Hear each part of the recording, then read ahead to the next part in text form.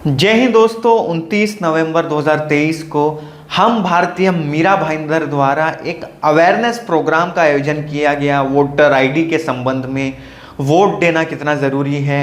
इस कार्यक्रम में नफरत की राजनीति पर चर्चा हुई, महंगाई बेरोजगारी पर चर्चा हुई, फिर देश के संविधान कॉन्स्टिट्यूशन पर चर्चा हुई। कई गेस्ट स्पीकर्स आए थे, नॉलेज रखने वाले व्यक्ति आए थे, जिसमें उल्का महाजन का नाम है, शाकिर शेख का नाम है। ऐसे कई अन्य गेस्ट स्पीकर्स आए थे जिन्होंने वहां मौजूद जनता को संबोधित किया। और ये आप देख सकते हैं, कार्यक्रम की ही वीडियोस चल रही है स्क्रीन पर। ये एक इनिशिएटिव है महाराष्ट्र डेमोक्रेटिक फोरम, जिसका नाम, ये कार्यक्रम का नाम अवेयरनेस 2024 दिया गया। मतलब 2024 के इलेक्शन से पहले जनता में वोट की अहमियत की अवेयरनेस फैलाना, जागरूकता फैलाना, देश में किस तरह की राजनीति चल रही है उसके संबंध में अवेयरनेस फैलाना, संविधान के संबंध में अवेयरनेस फैलाना। तो यही मकसद के साथ इस कार्यक्रम का आयोजन किया गया था। हम भारतीय मीरा भाईंदर द्वारा, इसके अध्यक्ष डॉक्टर अजीमुद्दीन हैं, वर्किंग प्रेसिडेंट अंकुश मलसरे, वर्किंग प्रेसिडेंट इकबाल महाटिक है, और भी कई अन्य समाज सेवक, अलग अलग पार्टी के नेता इस हम भारतीय मीरा भाईंदर से जुड़े हुए हैं। आइए देखते हैं इस कार्यक्रम में जो गेस्ट स्पीकर्स आए थे उन्होंने क्या कहा। मैम, आज जो मीरा भाईंदर में ये प्रोग्राम का आयोजन किया गया अवेयरनेस के लिए, वोटिंग कितनी ज़रूरी है, देश में जिस तरह से राजनीति चल रही है, क्या कहना चाहिए? सिर्फ वोटिंग के दिन में जाकर वोट डालना ये जितना ज़रूरी है, उससे ज़्यादा ज़रूरी है कि हम किसे वोट करें, उसका चॉइस करें। तो ये चॉइस करने की जो बात है वो आज के माहौल में मीडिया इतना हावी है, और मीडिया जो दिखा रहा है वो पूरा सच नहीं है। इसलिए सच को अगर समझना है तो ऐसी मीटिंग्स बहुत ज़रूरी है, जिसमें हम खुलकर बात कर सकते हैं। ये पूरा पर्दाफाश, आज की जो सियासत है, उनकी नीतियाँ कैसे चल रही है, उसकी दिशा क्या है, उसका पर्दाफाश हो, और असली बात क्या है, उसकी वास्तविकता क्या है, वो आम जनता के सामने आए, और इसको समझते हुए वो अपना वोट डाले। ये बेहद ज़रूरी है। मैम, आप विभिन्न इलाकों में जाते हैं, मीटिंग्स करते हैं, क्या लोगों में अवेयरनेस आ रही है कि हमें भटकाया जा रहा है, बेरोजगारी से, महंगाई से दूसरे विषय पर लेके जाया जा रहा है, मेन मुद्दे पर राजनीति नहीं हो रही है? ये तो बिल्कुल हो रहा है। लोगों की ज़िंदगी से जुड़ी जो बातें हैं, जो रोज़गार हो या महंगाई की बात हो, शिक्षा हो, स्वास्थ्य हो, उससे ध्यान भटकाया जा रहा है। लेकिन ये ध्यान सिर्फ भटकाने की बात नहीं है।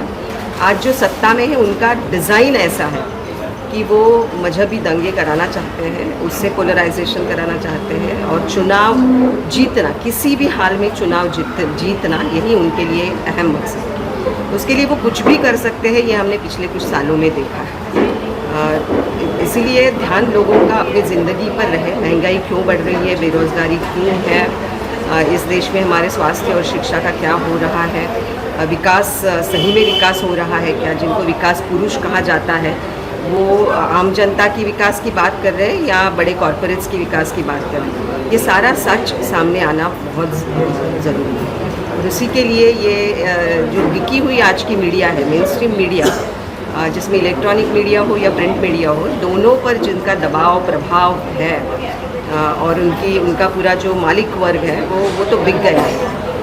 इसलिए असली बात क्या है वो सामने नहीं है। इसलिए पैरेलल मीडिया जो है, और इस तरह की जो छोटी मीटिंग्स में होने वाली बात है, वो बेहद ज़रूरी है, जिसमें ये समझ सके लोग, और सच और झूठ में परख करना, उसमें फ़र्क समझना, उसकी जो एक नज़र होनी चाहिए, उस नज़र पर आक्रमण, उस नज़र पर हमला है। इसलिए लोग समझ नहीं पा रहे कि सही क्या है और गलत क्या है। क्या करना चाहिए कि नंबर वोट बढ़ जाए, या खाली अपने एक फ़ोटो खिंचवा के लोग कहते हैं हमने वोट डाल दिया, उन लोगों की जिम्मेदारी बनती है तुमने डाल दिया और डलवाओ। उसके लिए क्या करना चाहिए? एक तो इसके बारे में बहुत अवेयरनेस पैदा करना चाहिए कि वोट डालना कितना ज़रूरी है, और वोटिंग लिस्ट में एनरोल्ड हो लोग, उसमें रजिस्टर हो, इसके लिए बहुत कोशिश करनी होगी। क्योंकि ये सरकार इसके लिए भी जानी जाती है कि वो हटा देते हैं नाम, जो उनको जो पता है कि फलानी कम्युनिटी वोट नहीं करेगी उनके लिए, तो उनमें से वोटर्स के नाम हटाना, वोटर लिस्ट से उनको गायब कर देना, ये सारी साजिश उनकी चल रही है। तो उसको समझते हुए वोटर एनरोलमेंट अच्छी तरह से हो, वोटिंग परसेंटेज बढ़े, खास करके महिलाएं, युवा साथी वोटिंग के लिए जाए और सोच समझ कर वोटिंग करें, ये बेहद ज़रूरी है। मैं आपकी स्पीच सुन रहा था, लोगों में ये एक दिल में बात रहती है, वह में कि हम वोट किसको भी दें, जाना बीजेपी को। आपको इस रिलेशन में क्या संदेश देना चाहेंगे लोगों को जो ये वहम लेके रखे अपने दिल में? देखिए, मैं आपको एक बात बता दूं कि ये इलेक्शन से रिलेटेड जो शुरू से लेके आखिरी तक जो प्रक्रिया होती है, मैंने ये सारे काम किया हूँ। मैं प्रेसिडिंग ऑफिसर से तो रिटर्निंग ऑफिसर तक के मैंने सारे काम किया हूँ और मैं अच्छी तरह जानता हूँ कि वोटिंग का क्या तरीका होता है और उसमें कहाँ गड़बड़ होने के चांसेस हो सकते हैं। पहली बात तो ये कि जो शोषा छोड़ा जा रहा है कि ईवीएम मशीन में गड़बड़ है, ये वोट किसी को भी दो तो कमल को जाता है, किसी एक पक्ष को जाता है, ये बिल्कुल मैं समझता हूँ कि ये बीजेपी की तरफ से छोड़ा हुआ शोषा है ताकि हमारे लोग उससे एक्सक्यूज़ कर जाए, उनको एक उससे छुटकारा पाने का मौका मिल जाए। और इसीलिए जो लोग स्लम में रहते हैं या कुछ लोग बहुत ज़्यादा पढ़े लिखे होते हैं, वो लोग इस तरह का एक्सक्यूज़ करके वोटिंग देने को नहीं जाते। लेकिन जितने भी वोटिंग आज तक हुए हैं उसका सैंपल करके एक पूरा प्रोसेस उसका एनालिसिस किया गया कि एक जगह या कितनी जगह कितना वोटिंग हुआ और उसको कितना पेटी में वोटिंग आया और किसको किसको आया, ये सारे रिकॉर्ड्स जो एक प्रिसाइडिंग ऑफिसर से लेके तो रिटर्निंग ऑफिसर रखता है, उस सारे रिकॉर्ड्स को पूरा एनालिसिस करके ये साबित हुआ कि ऐसा कुछ भी नहीं होता। उसमें जो दो चांसेस है जो मैं आपको डिटेल में बता नहीं पाया, एक चांस ये होता है कि जब सुबह 7 बजे वोटिंग का शुरू का टाइम होता है, उस वक्त ऑफिसर की जिम्मेदारी होती है कि मॉक पोलिंग किया जाए।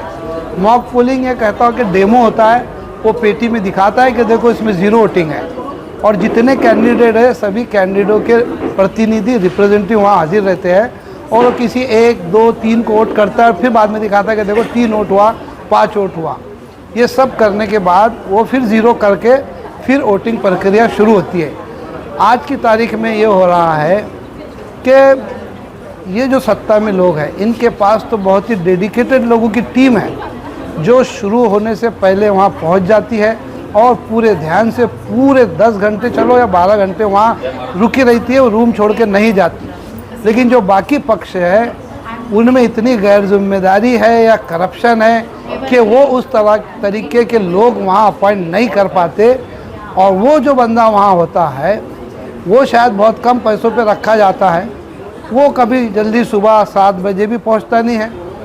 बीच में यही लोग उसको लालच दे के खाने के पैसे देते तो बाहर चला जाता है, या शाम में जब वोटिंग ख़त्म होने का वक्त आता है तो तब भी उसको बाहर भेज देते हैं। अब उस वक्त ये चांस हो सकता है कि अगर किसी ने प्रिसाइडिंग ऑफिसर को वहाँ मैनेज किया, वो बूथ पे एक बूथ पे 1000, 900, 1100, 1200 ऐसा वोटिंग होता है। तो अगर हम महाराष्ट्र में तो इसके चांसेस नहीं है, कहीं रिमोट एरिया में कहीं मैं गारंटी से नहीं कह सकता, लेकिन अगर किसी ने करना चाहा तो वो सुबह सुबह के पीरियड में कुछ वोटिंग कर सकता है या शाम के खात्मे पे कुछ वोटिंग कर सकता है।